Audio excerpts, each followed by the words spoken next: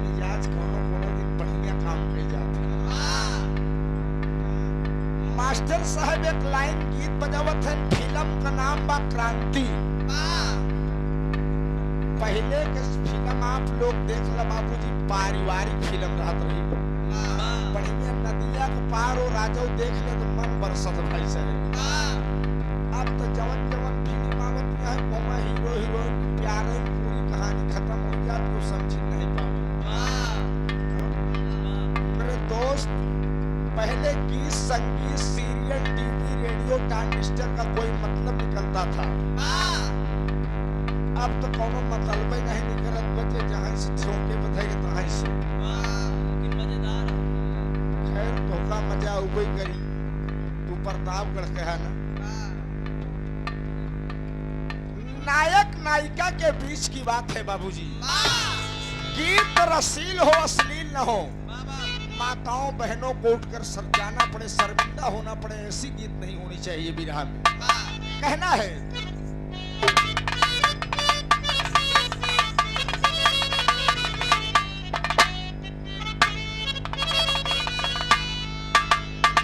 अरे जिंदगी की न टूटे लरी,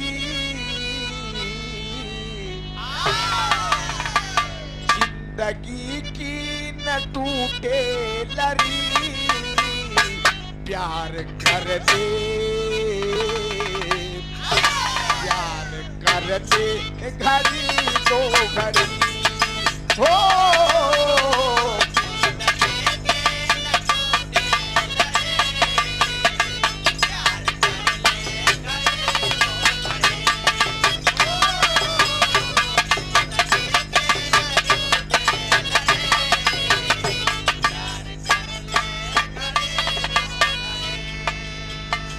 लेकिन बिरहा सुने वाले बाबूजी, माँ सदैव माँ होती है और बेटा सदैव बेटा होता है।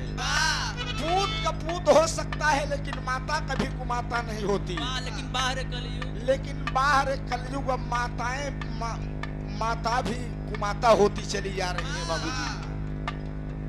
बेटा माँ के कमलबद्ध चरणों में मस्तक टेक कर माँ से अरदास करता है, कहता है कि हमारे साहब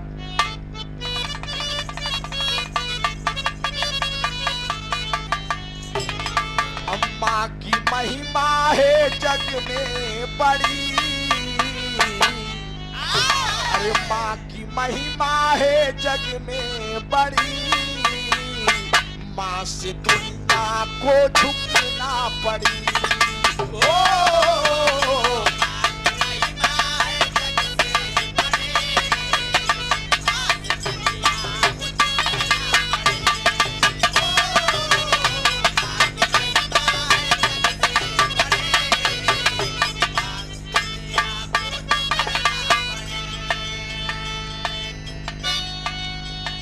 देवताओं ने भी है पुकारा, देवताओं ने भी है पुकारा, आई जब आपदा की घड़ी, माँ से दुनिया को झुकना पड़ी।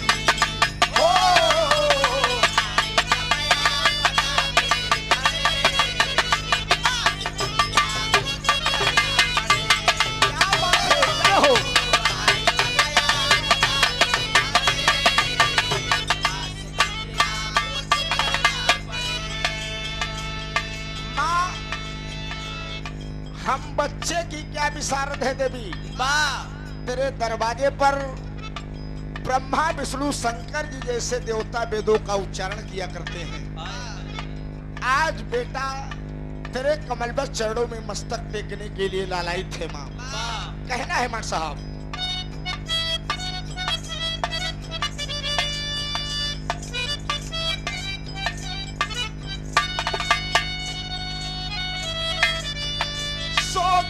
जब प्रलय काल में हरि, सो गए जब प्रलय काल में हरि, योग निद्रा के आगोश में, सो गए जब प्रलय काल में हरि, योग निद्रा के आगोश में, सो गए जब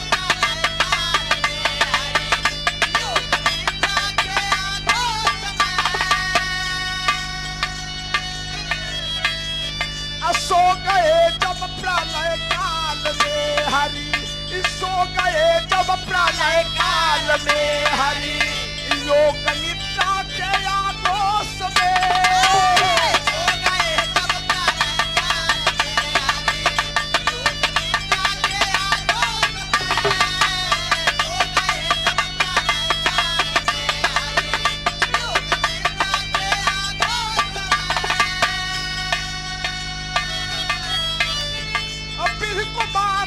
चले तो वसुर तबू बिर को मारन चले तो वसुर तबू मधु कैटव थे सुन जोश में। रक्षा करने को माँ है खड़ी, माँ से दुनिया को झुकना पड़ी।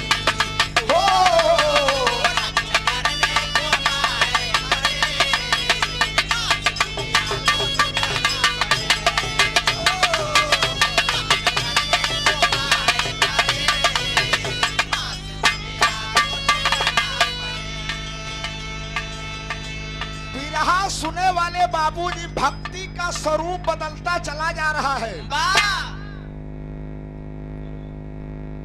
ऐसा ऐसा भगत धरती पे है मेरे दोस्त।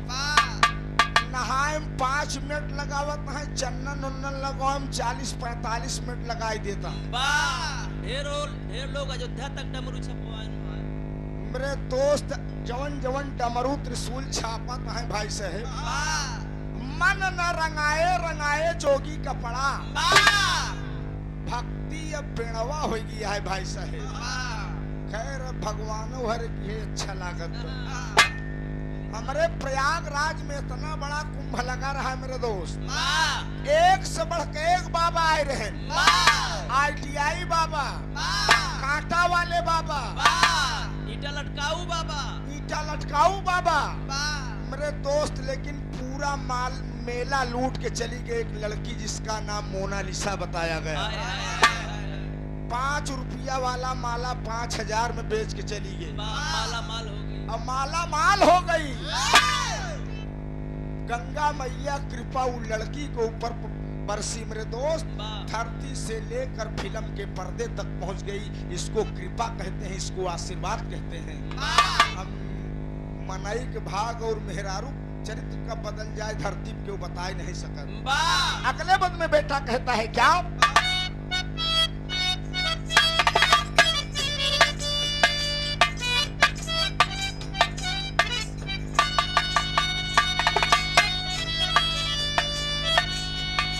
जब बजे माता बीड़ा तुम्हारी, जब बजे माता बीड़ा तुम्हारी, बहती संगीत की दिव्य धारा। जब बजे माता बीड़ा तुम्हारी,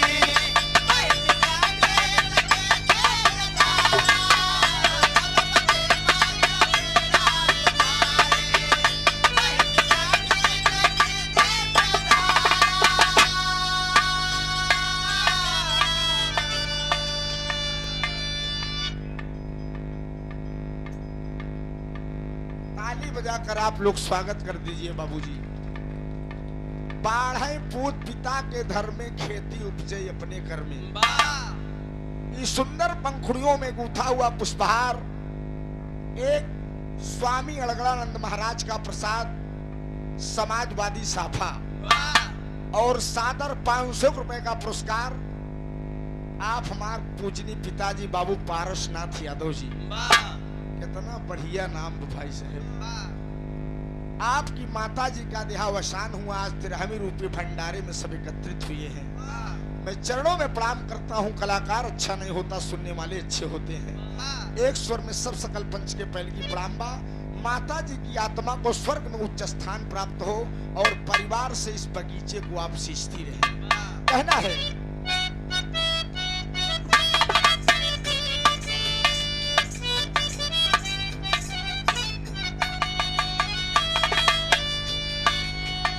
जब बजे माता बीड़ा तुम्हारी, जब बजे माता बीड़ा तुम्हारी, बहती संगीत की दिव्य धारा।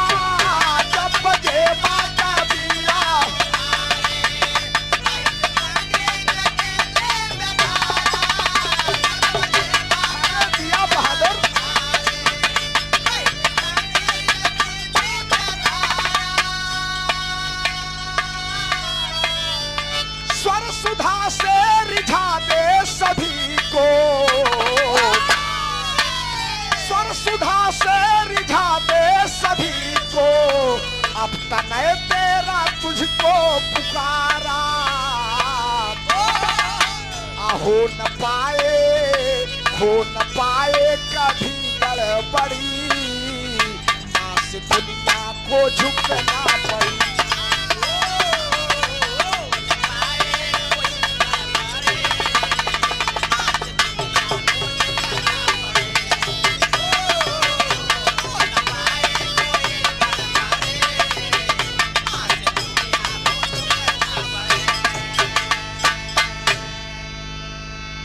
बाबू ओम प्रकाश यादव जी परिवार के मेहमान हैं आप। जो दादी जी इस दुनिया में नहीं है, उनके दामाद जी मेरे दोस्त। मेहरारू को दो चीज बड़ा प्यारा होती जान ले, एक ऊपरी और एक दामाद। ऊपरी बाथे राम कुनिया लगे, पूरी गिरस्ती छोड़ पन्नी उन्नी लगी बेचारी बात भाई साहब, और सबके गाली दे दे, झगड़ा करे लगता, सबके गाली दे, मगर दमादे गाली दे तो मेहरारू भी छोटाई के नीचे बात नहीं करती। इस सादर 100 रुपया चरणों में प्रणाम है, आशीर्वाद दे हम बच्चे अपनी कला में कामयाब रहे। सब सकल पंच के पहले की प्रणाम बा भाई। हम सोचत है पैसवा तू लोग देता, लेकिन धीरे धीरे देता, संकोचा न करोगा भैया प्रणाम। सबके बहुत बहुत प्रणाम। देखा ये दुकानदारी के बात ही हमारे लोग लड़कियां बच्चा जियता है, तू लोग ऐसे हाथ बटोरे रहबत काम गड़बड़ हो जाई।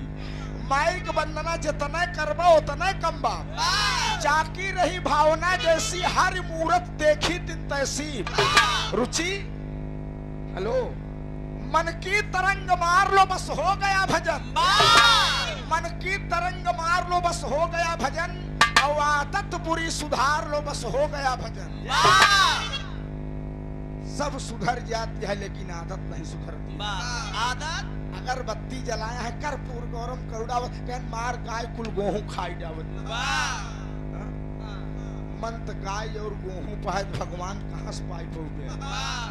ए devout press is mother that oh my you are very kind, you have many names. अंतिम और आखिरी बंद में कहना है प्रिंसिपल साहब,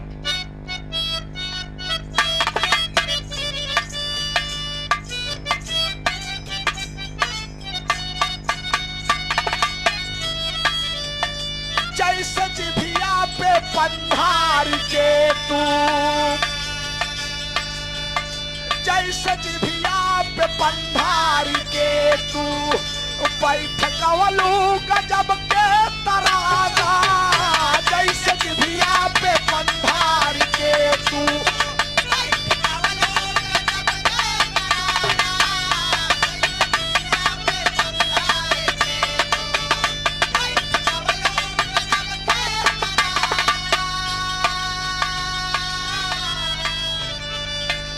बिरहा जगत में दो वरदानी कलाकार, स्वर्गीय दादा पंधारी जी और स्वर्गीय फुल्लूर दादा, जिनको साक्षात मां शारदा ने आशीर्वाद दिया था।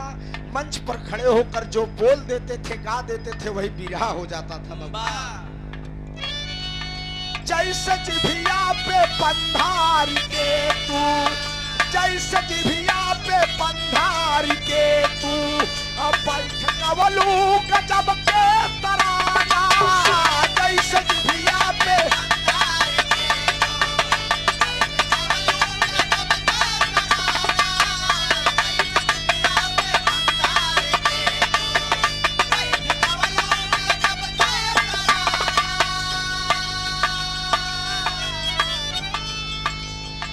फूल अर्पित करे फूल चंद जी। सुरेश, फूल अर्पित करे फूल चंद जी, राकेश डीपी को अब तू गवाना। मैं नमन करता हूं ऐसे कवि धर्मपाल यादव जी के चरणों में। क्या स्तुति आपने माँ की लिखी है बाबूजी। फूल अर्पित करे फूल चंद जी, राकेश डीपी को अब तू गवाना। काव्य की मान टूटे लड़ी, काव्य की मान तू के लरी, माँ से दुनिया को झुकना पड़ी।